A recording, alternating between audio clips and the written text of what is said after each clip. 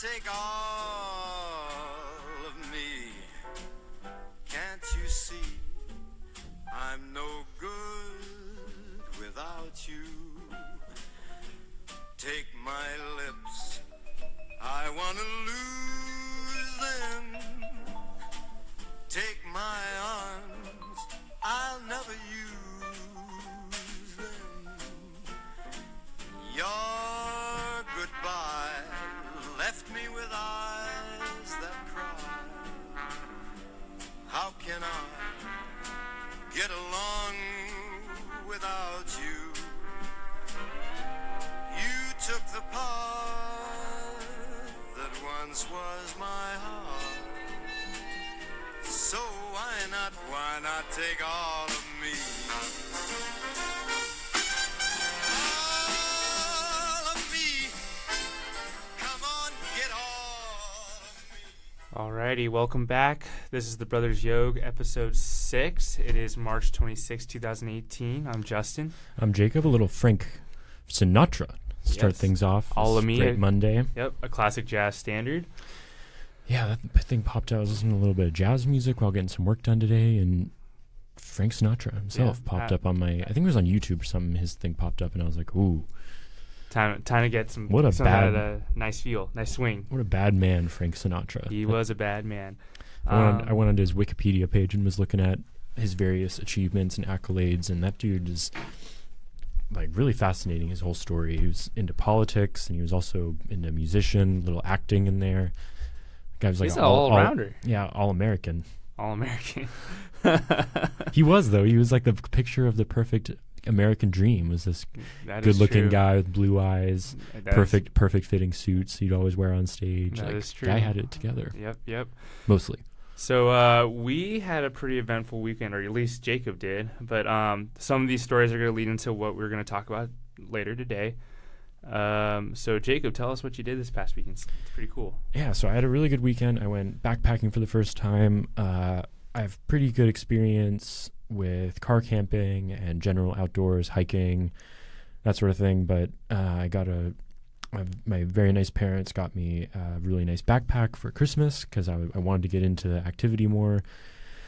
So PSO had a trip, and it's now or never. There's a good opportunity when you see one. It's just a single night, so I can kind of dip my toe in without committing to like a 4 or 5 day ordeal. If I hate it, that would kind of suck, So yeah, I went with a packing list. I got all my stuff together. I had most of the right equipment. The only thing I was missing was a tent, which they provide anyway. So hey, at least they provided it, because then you'd be shit out of luck right there. Yeah, exactly. SOL. So, and I met up with everyone. It was a really cool group. Everyone gelled together. It was through Puget Sound Outdoors. They're a really good group on campus that helps with like various outdoor things. They have equipment to rent. They have 3 very knowledgeable leaders to help sort of hold your hand when you go through. I think everyone else had been backpacking on that trip except for me. But super great group of people, like really inclusive and everything. And so we That's just awesome. did the whole thing. Everyone carried a little bit of gear. We had lunch at a gorgeous viewpoint. We went to the Duckabush River in the Olympic National Forest. Super beautiful, little chilly, little bit of snow on the ground and that sort of thing. Nighttime was cold since we were sleeping right next to a river. But, yeah, that makes sense.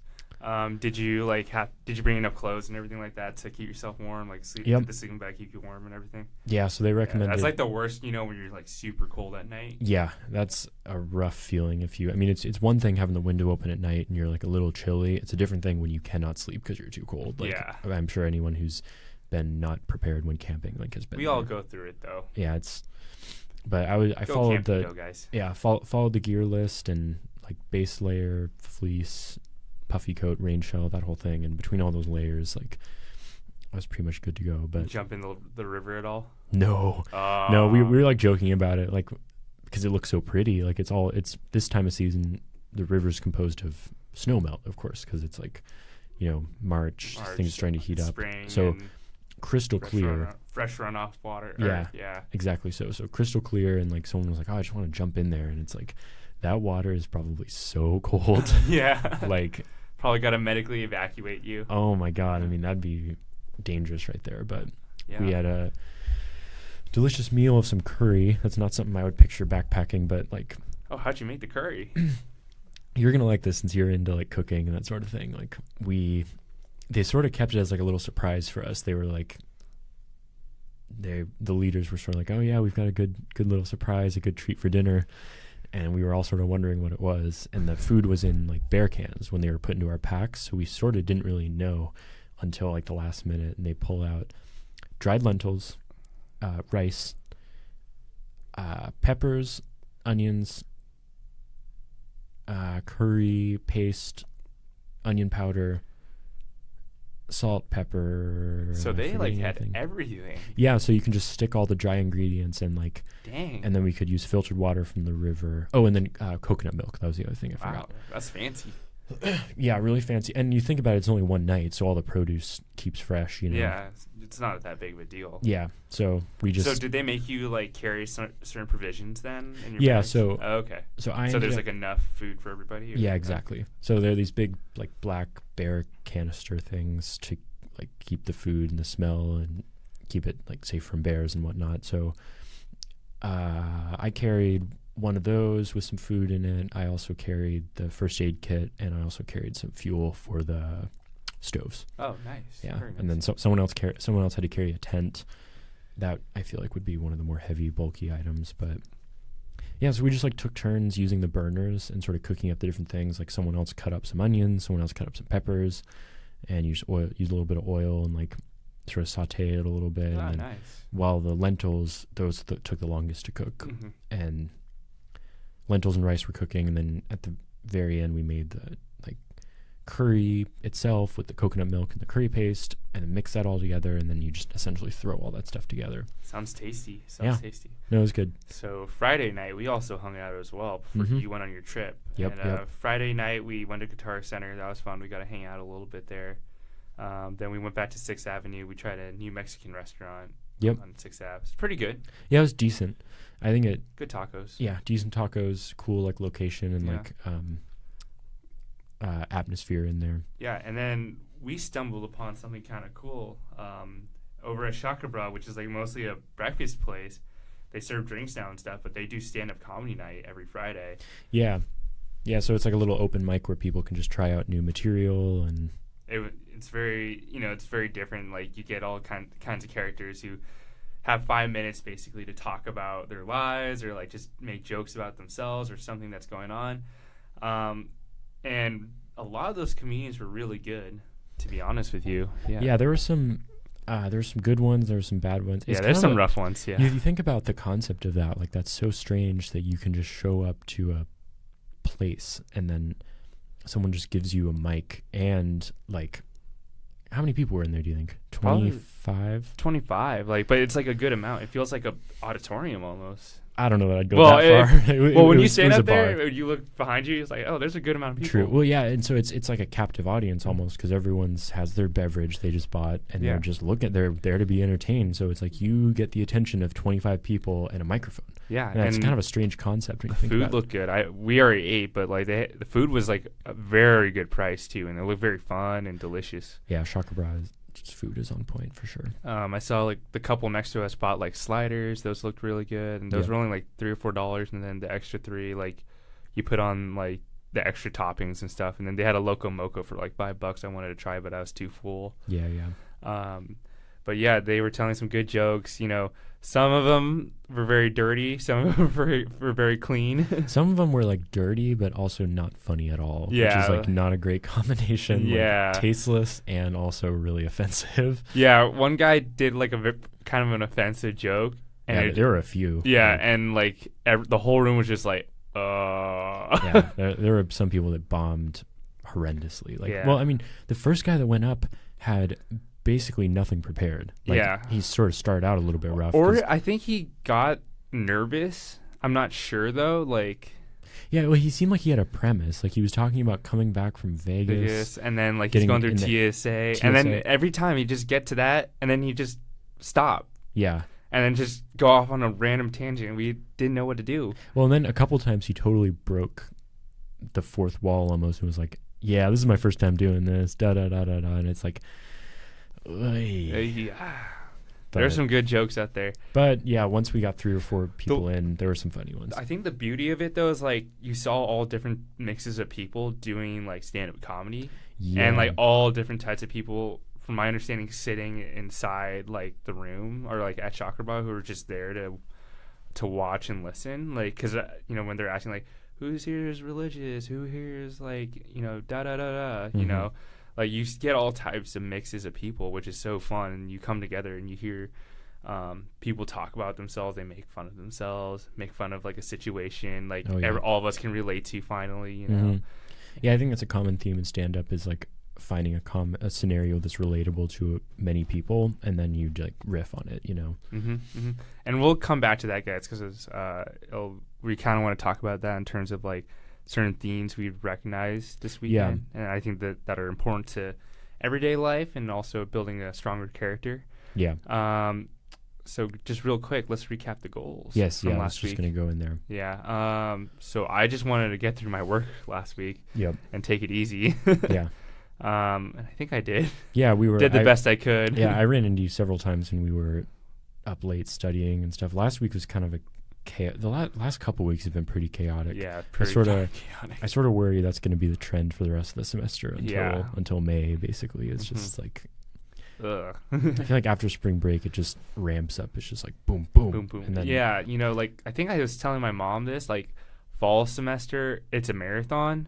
Yeah. Spring semester, it's a sprint. That's actually the perfect analogy because there's especially those months like October, November feels like a grind sometimes. Oh yeah, it feels like forever. I mean, February and March sort of feel like a grind at some points too, but like as soon as you're done with spring break, for me, it's always just like chaos, sort of. Absolutely. Pro Tools is doing this weird thing again. Sorry, guys. We're recording on, like we said last week, we're recording on new software and weird things pop up. Yeah, getting the hang of it. But yeah. Yeah. So, did you have something? No, I didn't. Yeah. So I think I talked about meditation last week, and I wasn't able to do the meditation thing as much as I'd like to. I did it like 1 or 2 times, but not what my original goal was. I'm in good news though. My goal from a few weeks ago, this thing with foam rolling, I've been great about my foam rolling. So has it become like a habit every single day, you think? I think, yeah, if it's not a habit, it's darn close to it. Like I do it for sure every evening before bed, and then sometimes if I miss it in the evening, then I'll hit it during the day or something. Yeah, I'll just like foam roll. It kind of helps. Just a nice little thing to do during the day that's kind of beneficial. And you're getting close to the marathon, right? Yeah, so there's about a month. It's about a month away. Okay.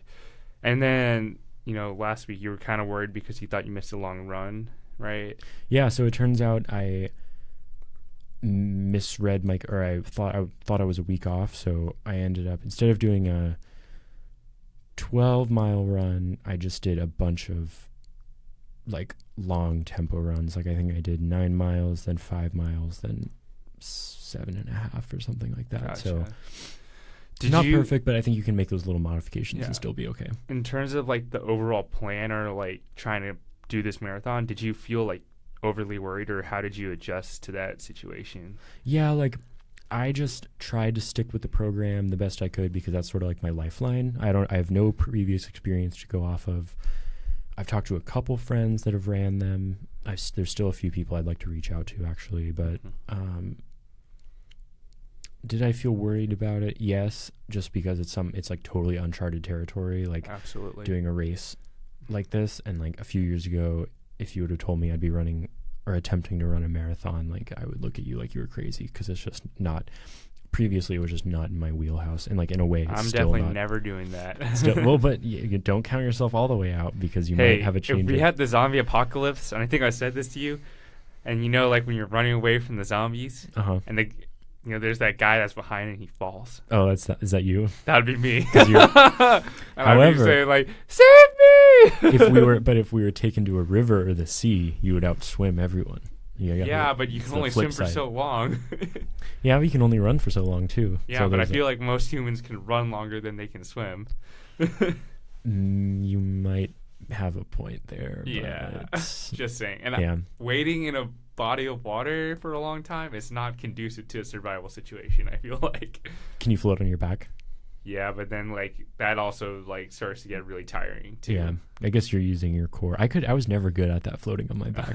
I felt like such a It's hard. dunce because I would always sink to the bottom. I'm not good at it either. Like, Oh, well, you're talking to someone who quote unquote swims, but Yeah. like I don't think I'm good at it either. I can make the excuse that muscle's more dense than fat, Fat. which I think it is. That's a correct claim, isn't it? Yeah, I think that's a fairly correct claim. Yeah. All right.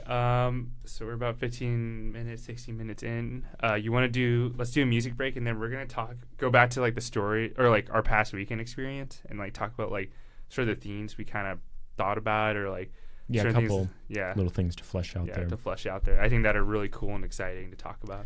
All right, a little bit of Led Zeppelin. Hopefully you guys are enjoying this. I'm excited for a great week, and yeah, let's get the lead out. All right.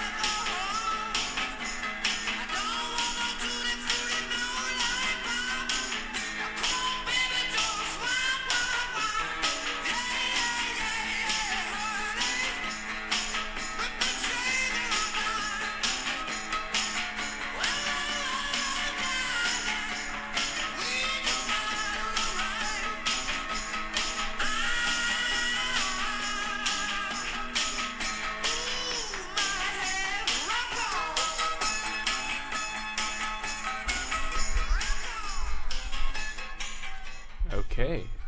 So that's some Led Zeppelin. That's a song I never heard from them, actually. That's a little unconventional. Yeah, we've got some interesting music choices this week. That's, very different. I don't know why I decided to mix it up from the 80s thing, but I like Led Zeppelin has some good.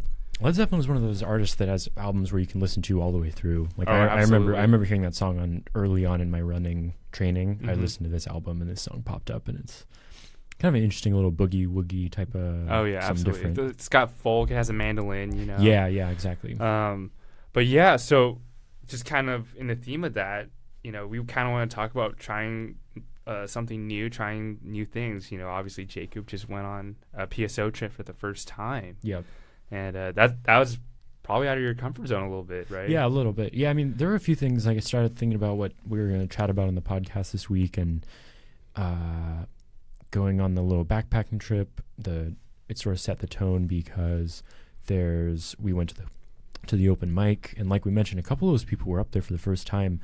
Which, if you stuck me in front of a microphone in front of 25 people, I'd be shaking. Very nervous, especially when the goal is to make somebody laugh. Yeah, I mean, you're trying to evoke a very specific emotion and draw that out of someone. Oh yeah, absolutely. And it's a very weird process, and it's like these people have to with just their voice, you have to make complete strangers laugh. I mean, that's the goal of it. Yeah, anyway. Absolutely. And you have to be able to relate to your audience too. Mm-hmm. And maybe something in your own daily life isn't that relatable to people, right? Yeah, exactly. Or maybe you don't think the way that regular people do. Like maybe some of these people. For example, like Jacob can find something pretty funny about, I don't know, maybe you're running right now, and you can make a great joke, but maybe a bunch of people might not. Or even, I mean, I know we've had this happen going in both directions, where one of us will tell a joke and the other one will look at each other like, that is so messed up. Yeah. Why do you find humor in that? Absolutely. But like, so anyway, I was listening to this. There was this like motivational speaker type guy on YouTube, and he basically was talking about, I don't know, he's not really a motivational speaker, this guy on YouTube, and he was talking about the fact that when you try new experiences, even if you're brave for just 1 second, like a lot of things we do in life, you only need to be brave for a few seconds. Like once you get the ball rolling, the process can't be stopped, whatever it is so say you're going up to talk to a girl at a bar for the first time. You're scary, but as soon as you say, hey, how's it going, you get that short phrase out of your mouth, you can you're in from that. So you're brave for 1 second. Same thing with signing up for the backpacking trip. Was I nervous to do it? Like a little bit, yeah, because it's a group of strangers that I've never spent time with. And also you're going to like a foreign area you've never been to as well. So you're putting your life in the hands of maybe somebody. That's a little extreme. But that's a little extreme, but like to a certain extent, yeah, absolutely. I can see where you're going with that. I'm not opposed to you saying that, believe it or not, because things like that do happen. You know? So it's like you trust the training these people went through and all that type of stuff.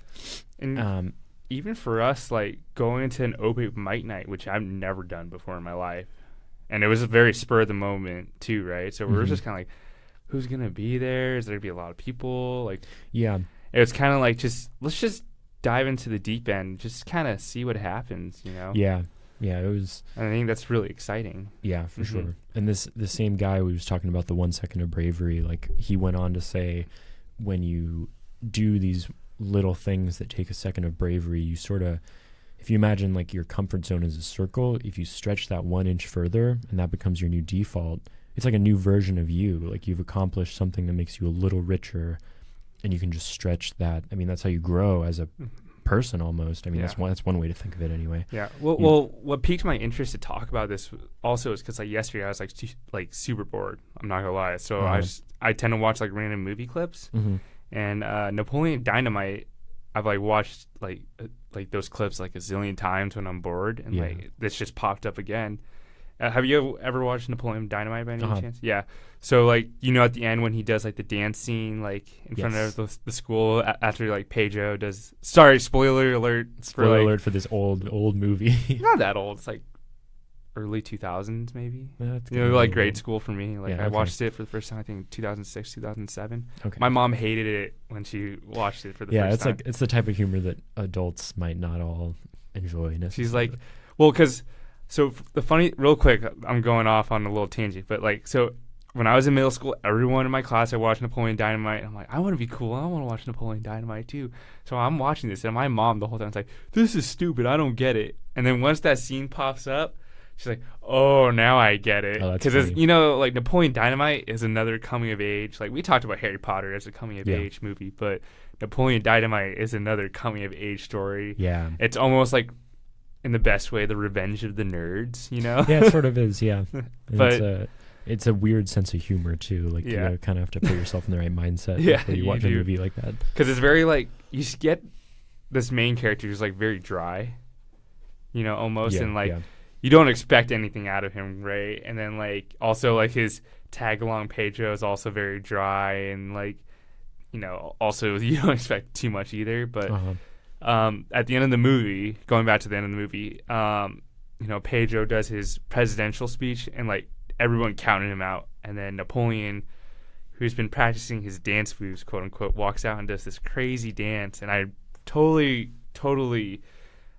suggest for people who who get anxiety or just get nervous, go pump yourself up with some Napoleon Dynamite, or just so funny. YouTube the end, or like just Napoleon Dynamite dance scene. Yep.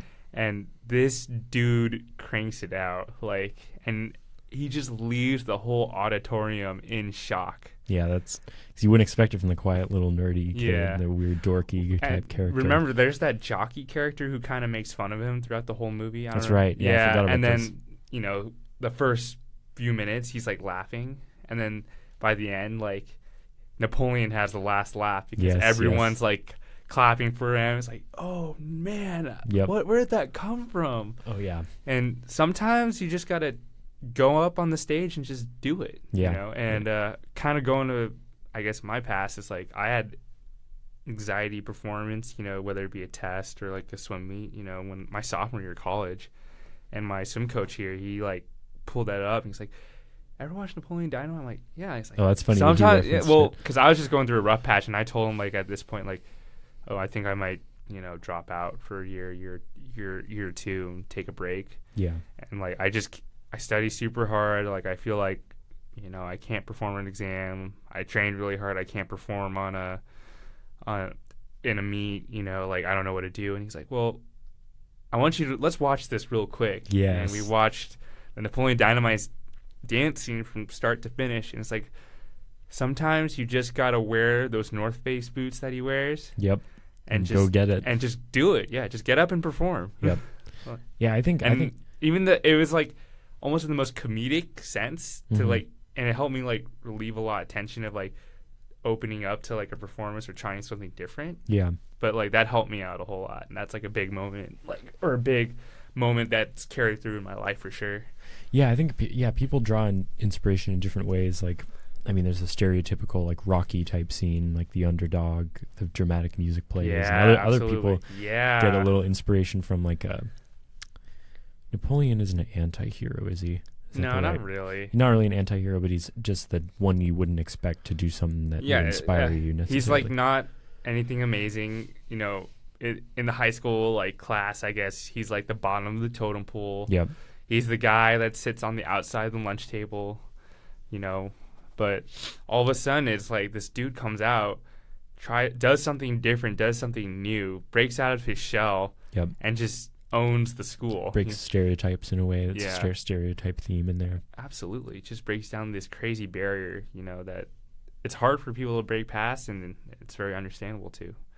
Yeah, I wish I could think of movies where I felt that, because I know I have, but I can't remember a movie. For me, like, this is like another movie, like comedic movie, because like the guy who plays Napoleon Dynamite is in this movie, but Blades of Glory. Oh, that's true. Yeah, that's another one. Because, you know, it's like Will Ferrell and the guy who plays Napoleon Dynamite. Yeah.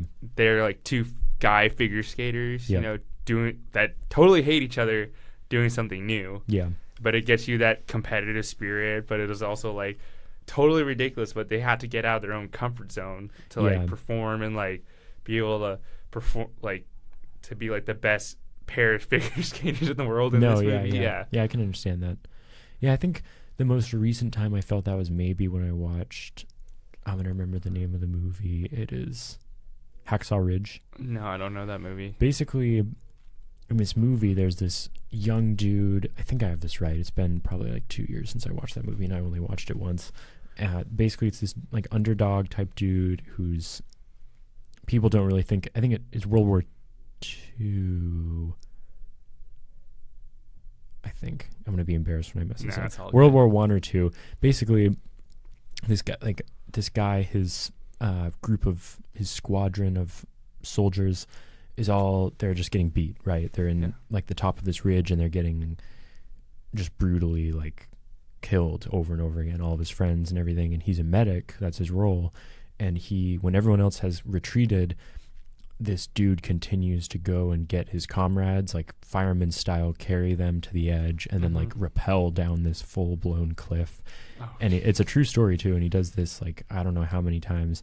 He wins some sort of award for it, and people were so inspired by like his courage, the fact that he kept on going back into what people thought was like certain death, but he would maneuver the different ways, like a little something, and just find cover, find another injured person, carry him out. And I think that's finding courage in the moment. You know? I think he even carried out a wounded enemy too. Like there was an enemy up there, and I might be making that part up, but it was a crazy story, and it's like a real story too.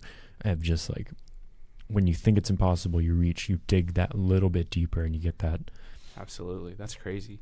Honestly, like, you know, we've been kind of on the train, like doing something new, or like facing your fears, or like, you know, just it being in the moment. But like, is there like a tennis story you have, like, that you remember of like overcoming that moment, or like any good tennis stories at least? Yeah. Not necessarily fear.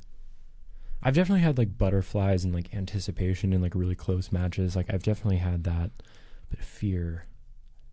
Or like doing something new and then you overcame like that fear. I got one actually. Yeah, let's hear it. Well, believe it or not, it's cooking. Oh yeah? Oh really? That's believe it or not, cooking is like, you know, so this year I've had to cook on my own basically, because I don't have a meal plan.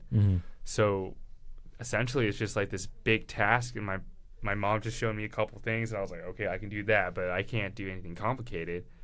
And for like the last few weeks now, it's just like I just said, screw it, you know, like let's do something, let's see what equipment I have, and then let's see how much time I have, or like how much time I can budget, and then let's just try to like do these different recipes. So like that kind of led into like some different things, and it definitely like got my confidence up for sure. Like doing that reverse seared steak for the first time. Yeah, that was ambitious. That was pretty ambitious, especially because normally if I were to cook for my friends, I would do something like that. That's in your wheelhouse.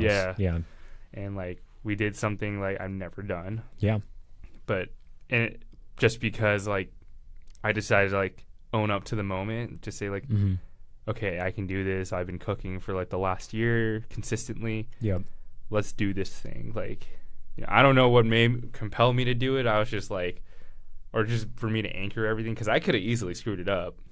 Yeah, especially, and there's a different element to it when you've purchased ingredients for a meal, and like you get nervous, or you feel like as a little am I doing this right? It's uncharted territory. Oh, definitely. Yeah. Especially like one thing I learned early on is like sometimes you hear certain things or you want to trust your instincts. Right. Don't do it. Yeah. Follow the recipe. Yeah, especially if you don't have developed those correct instincts yet, because I'm sure a seasoned cook might have instincts that are correct. Sometimes. Oh yeah, that gut instinct. But I've messed up a couple of times because I listened to those quote unquote instincts, but they don't work out. Yeah, for sure. But yeah, for me, cooking was something totally new, and now like the last few weeks, I feel like I'm starting to get my sort of, I guess, my rhythm in. Yeah, I guess, and now you've I'm like put in a lot of cooking reps. If you want. And now I'm willing to try new things or try different recipes for sure. Like the week before, I made this thing called a chashu pork, which is like a Japanese pork dish essentially, and it takes a few hours. But I was like, I've never done this before. It looks really difficult, but let's just do it anyway. Yeah. And it turned out pretty good. Yeah, it's really good. I think I had one, and then I was listening to your story about cooking, and then I lost it. I think it was... I made some ribs. Yeah, you made a couple different things. Between the steak, the ribs, the pork thing. Yeah, pork belly.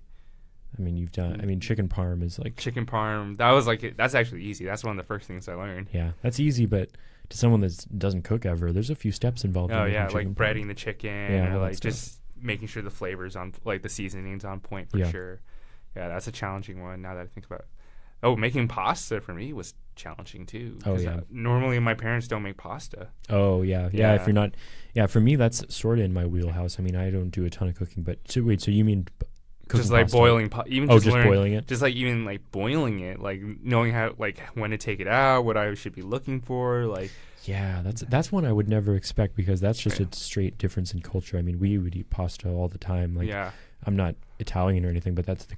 You know, you throw some pasta in there, some tomatoes. I mean, Dad could improvise a pasta, just like that. Yeah, absolutely. So that's an interesting one. I never thought about it that way. Yeah. Yeah, I can think of. I mean, in a way, running has sort of been like that.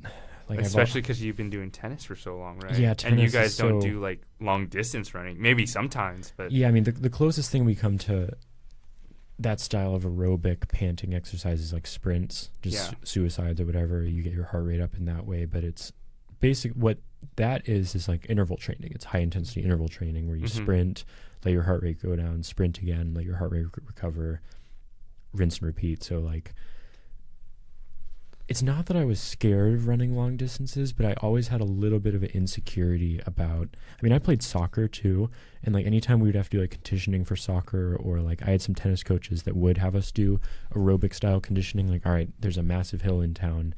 It's your lucky day. You guys all get to go run up it. And on those days, I would just be like, no, like I could do it with the rest of the guys, but that pain in your chest, like it was like the unconscious fear of like, I don't know if I thought I would die or if I thought it's just, and it wasn't even the pain of it. Like I was just worried that I don't even know what I was worried about. But it's one of those weird things where I would just thought, oh, my body isn't made for this. Like, oh, it's not. It's not meant for me, or like I just can't do it. It's like I'm not a runner. You can use that phrase, like I'm not a runner, or I'm not a cook, or whatever it is. You can repeat that negative message in your head, and it kind of hangs with you a little. Oh yeah, totally. But it's one of the. I mean, you listen to. I don't know where you drew your inspiration from cooking. Was it like a YouTube video or YouTube video? Because I watched like simplified things. I'm like, it's not rocket science, and you don't have to overdo something to make it good. Yeah. And like I can just do something simple with some fancy things, but I don't have to like overcomplicate it for myself. Like find something that's simple at first and then start editing those things that work and then that don't work, you know, and then slowly build yourself towards trying that new concept or that new technique, you know. Yeah, that's the nice thing about that is like there's little steps of bravery, but you can kind of you can reach out, but you can ease your way, and then like there's always a fail-safe method if you find it. I found out pretty much. Yeah. And say if like one thing doesn't turn out right, like you can turn it into something else. Like there's a couple ways you can turn it into something else. Yeah, you kind of have to think on your feet and kind of, and it's also probably like making if you're trying to make an omelet and then it breaks, just make scrambled eggs. Yeah, that's exactly right. Yeah, and you can still get fancy with it. Yeah, I feel like as you cook more complicated things, maybe that goes away a little bit. Like there's probably certain things you can outright ruin. Oh yeah, absolutely. Like if you burn the crap out of a really nice steak you bought, that could be a little. You rough. Can't do much about that. Yeah. Yeah, I think I remember when I was first. There was this guy on Joe Rogan's podcast, and this dude ran. I think at the time he was getting ready for a 240-mile race, and he'd done several 100-mile races and several 200-mile races. Basically just an extreme endurance athlete that likes to feel himself in pain. Like the dude's a little crazy. It's bananas. You think about a marathon. That just sounds awful. Yeah, a marathon, that sounds very difficult, a challenge that you can train for. And then there's something like a 100-mile race, and just like you can't even picture conceptually how long that is. It's just like, what is this? And that dude told a story of he remembered a point in his life when he couldn't even run half a mile. Like he was out of shape and he was fit, he could lift weights and in the gym and stuff, but his cardio was so poor that he would try and run a mile and he couldn't even get there at any pace. And now this dude runs to train for this 240-mile race. He ran a marathon a day. Oh my God. And so it just kind of kicks you into gear. Like, wait a minute. Like, this isn't, if you just put a little work into it and you breathe, and for me it was the breathing thing, like getting myself to breathe and reassuring myself I wasn't going to have a heart attack or something. Like, that's a fear. But it's like, if you just take the little steps, you know, for you cooking a little simple dish, for me it was like going on a run where I run a half a mile and walk a quarter of a mile. Or I probably started with even less than that. Run a quarter of a mile, walk a quarter of a mile, until you can ease your way up there. Yeah, absolutely. And, you know, like just going back to that, the stand-up comic that we saw, or like a bunch of the stand-up comedians we saw on Friday, you know, the first guy, we talked about it, he literally froze, but he just kept going. He would just smile and laugh and then just... just try to fill something in, try to be funny. Yeah, but he accepted the challenge almost. That's what I felt like. I mean, the hardest. I mean, for the purpose of this conversation, I mean, he has more bravery than you and I. If you and I have never gone up for an open mic, you know what I mean? I mean, he does more than we have. So, you know, who am I to judge him or what he's done? I mean, that's the hardest part, is walking up to that microphone, signing your name on that sheet of paper, and doing your first open mic. Like, I mean, I follow a few comedians, and they all have the story of their first open mic and just bombing tremendously and just doing horribly. And then you start to find your rhythm. Yeah, and then you start to like step out and then process the ideas for sure. You know, and I'm also thinking there's this one other guy, he told kind of a rough racial joke. Oh yeah, there were a few of those. And he had a notebook with him and he kind of joked around. He's like, "Note to self, don't say this again." Yeah, he did it. This dude has such a weird personality on stage, and he kind of gave the audience this look, and he did this exaggerated crossing off of the joke in his notebook. But to be fair, that it was funny. got a laugh. Yeah. That got a laugh. Whether he meant to or not, that got a chuckle out of some people, and he sort of brought a smile to his face. You could tell. I think the thing I took away from that is like when you're doing something new, whether you're good or bad at it the first time, it doesn't matter. Learn to just enjoy the experience and just doing it. Yeah, the fact that you took that first step is a lot of times like goes back to the first 1 second of bravery. It's that first thing that's the hardest. Like, and that was his opening joke, guys. Yeah. Oh my goodness. Yeah, that was like his opener, and we're like, holy moly, what did we just walk into? I put myself in their shoes, and it almost makes my stomach hurt thinking about being in that position. That's just ultimate embarrassment in some ways. Yeah, But but think you about got to hand it to them. They went up and they gave it a shot. I'm also thinking about like one of the guys, he talked about his insecurities, right? Yeah. A Well, lot of them talk about their insecurities. Like Yeah. you're literally being super open to like your Yeah. insecurities, the negativities in your life, you know. yeah. And that's pretty hard to open up about Yeah. in a comedic fashion, you know. In some ways, though, that's the beautiful part about it, because once you've put those deepest insecurities out there, you're at the pit, or it's almost like you take the weapon out of the hands of the audience. It's like you make fun of yourself, and they can't use that against you almost. It's the concept of like you control the atmosphere almost, like Yeah, so it's like if you set the stage by making fun of yourself already, mhm. then it's already on the table. Like, Yeah, you know, so it's already out there for sure. that is, yeah, like you said, making fun of insecurity. I mean, the self-deprecating humor is like so common for a reason. It's like, that's relatable. So, Yeah. you know, that guy's talking about his insecurity, and you see in yourself, oh, that's kind of funny that Yeah. I'm worried about that, or that's kind of funny this happened to me, or whatever. But that like takes courage to do that though, like to Yeah, 100%. turn that leaf and walk out there, you know, and just Yeah. do it. Like to me, like talking about my insecurities, like I make fun of myself with you, but like talking to like strangers about it, it's like, Oof. because then it's like you feel the pair of eyes, just kind of like, Right.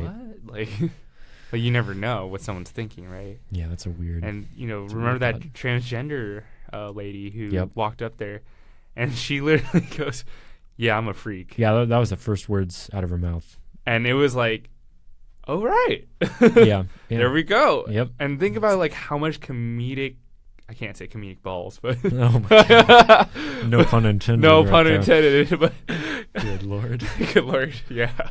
But it takes to go up there, and she's wearing a leather crop top, or no, Oh. like a crop top, like showing like her belly button, and like leather pants. Sorry, it Hair- wasn't leather crop. Yeah, Hairless, by the way. hairless by the way, because Perfectly she's manicured. transitioning.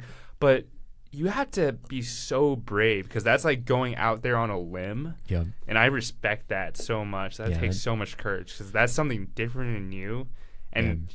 You know, she can easily just be like, oh, whatever, like, you know, people don't gonna know about my life or hear my jokes. But she walked out there and was just like, Had the whole whole package put together. yeah, like, you know, and she told jokes about herself and her personal life. Yeah. Were they funny? Some of them were. I thought they were all funny. Yeah. Well.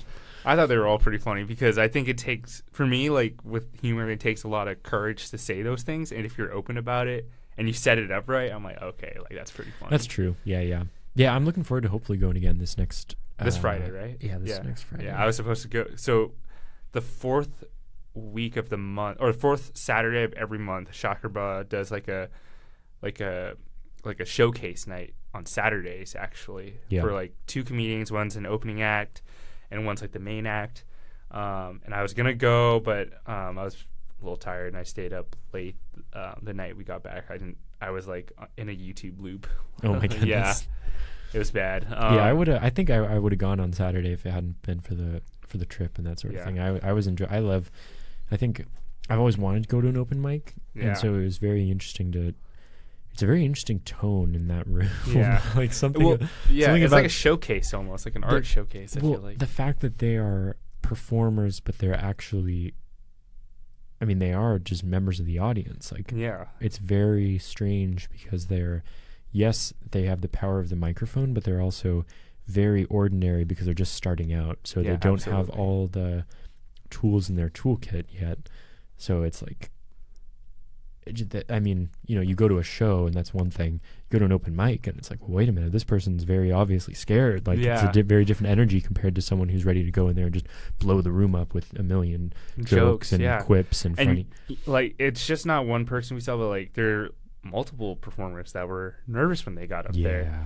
because they had to make sure when they opened up, it hit the punchline right away. Right. Like, you know, it was boom, get that punchline through, so people are engaged in their story. Yeah. And they only have 5 minutes. You know, like you have to be super on point in 5 minutes to tell a joke.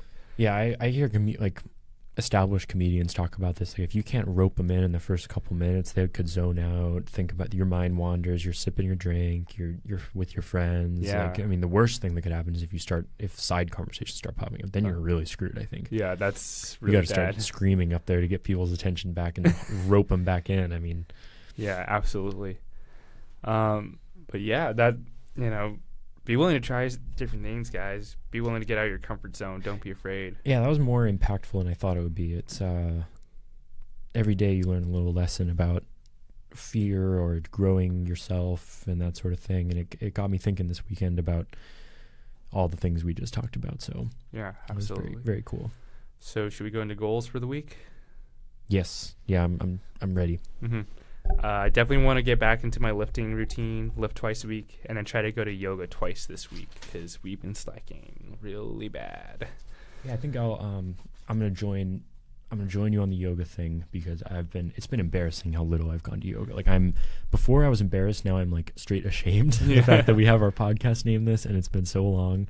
I have been stretching. To my credit, I've been stretching and rolling out and fitting that bill of it, but yeah. Yeah. What about you, man? Just the yoga?